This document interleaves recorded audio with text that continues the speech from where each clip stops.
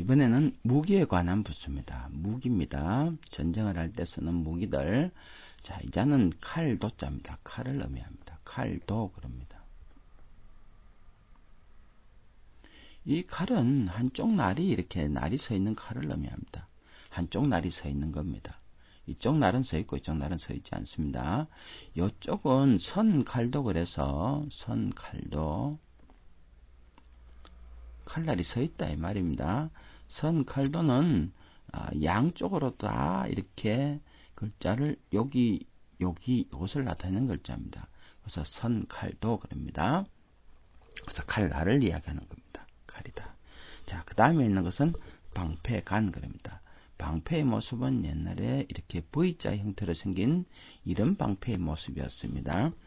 자, 이 글자가 지금 위쪽이 이렇게 펴진 겁니다. 점 부분이 또 이렇게 펴진 것이고, 이렇게 해서 방패간 그럽니다. 방패입니다. 막는 방패죠. 방패간 그럽니다. 방패는 또 다른 의미로 생각한다면, 자, 이것이 막는 것인데, 이렇게 찔러 들어온 것을 막는다 하는 의미로 썼던 글자입니다. 그래서 방패간 그랬던 글자입니다. 그래서 방패에는 막는다는 의미도 있지만 찌른다는 의미도 들어있는 겁니다. 자, 그 다음에 있는 것은 주살입니다. 주살익 그럽니다. 주살익 하는 글자입니다. 자, 익이란 발음은 더한다는 더할 익자의 의미 때문에 그렇고 더해진 겁니다. 자, 화살은 이렇게 생긴 것인데 주살은 원래 줄 달린 화살을 의미합니다.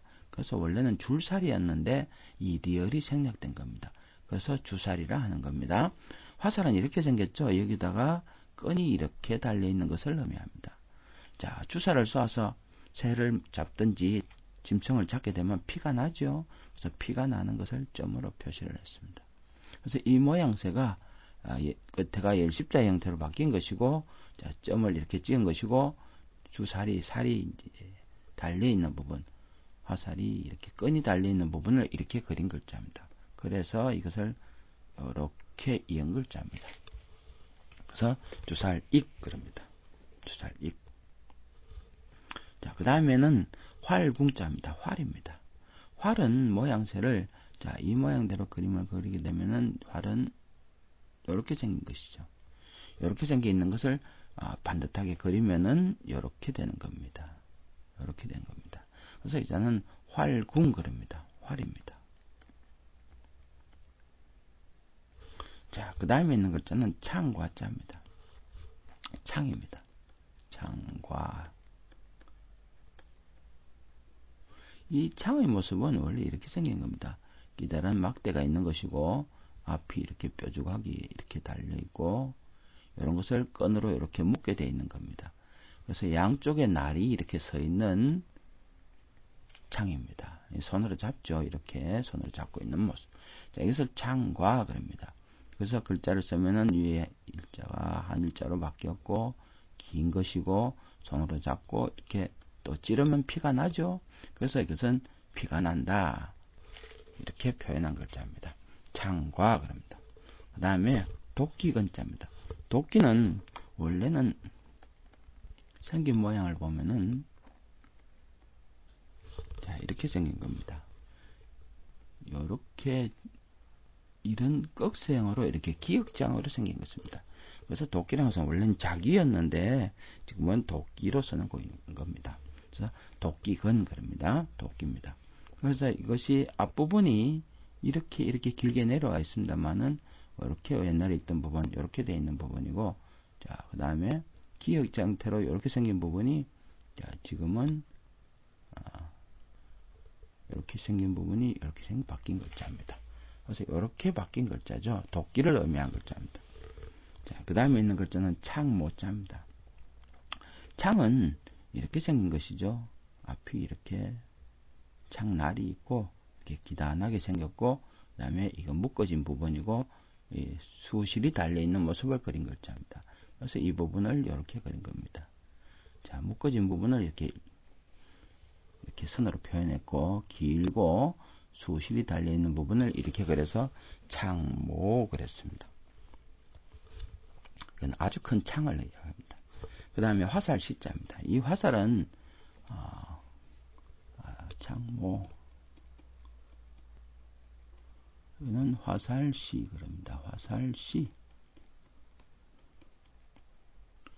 화살은 생긴 모양이 이렇게 생긴 겁니다.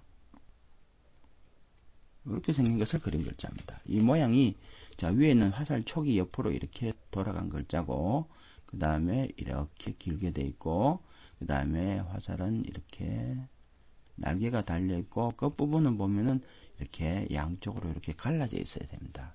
그래야지만 화살에 활에 걸 수가 있다는 겁니다. 그래서 이자는 원의를 그린 글자입니다. 요 밑부분은 자 이것을 갖다가 좀 짧게 그리니까 이런 형태로 되는 글자입니다. 화살시 그럽니다. 그 다음엔 수레 차자입니다. 수레는 차 그러죠. 혹은 수레는 다른 말로 수레는 거라고 되어 있습니다. 수레 거 하기도 하고 수레 차 그러기도 합니다. 수레 거로 읽을 때는 인력이 사용되면은 사람의 힘이 사용되면은 거로 읽어야 되고 그 외에는 전부 다 차로 읽습니다. 그러니까 소가 끌든지 말이 끌면은 뭐 우차 혹은 마차 이렇게 되는 겁니다. 자, 그 다음에 이 글자를 보시면은 수레는 양쪽에 바퀴가 있어야 됩니다. 자, 바퀴를 양쪽에 그린 글자입니다. 이렇게 보면은 이건 수레 바퀴입니다. 사실은 양쪽에 있는 것이 수레 바퀴고 그 다음에 여기는 타는 것이죠. 타는 것을 그린 글자입니다. 여기까지가 타는 것이고 수레는 이렇게 굴대가 끼워져야 됩니다.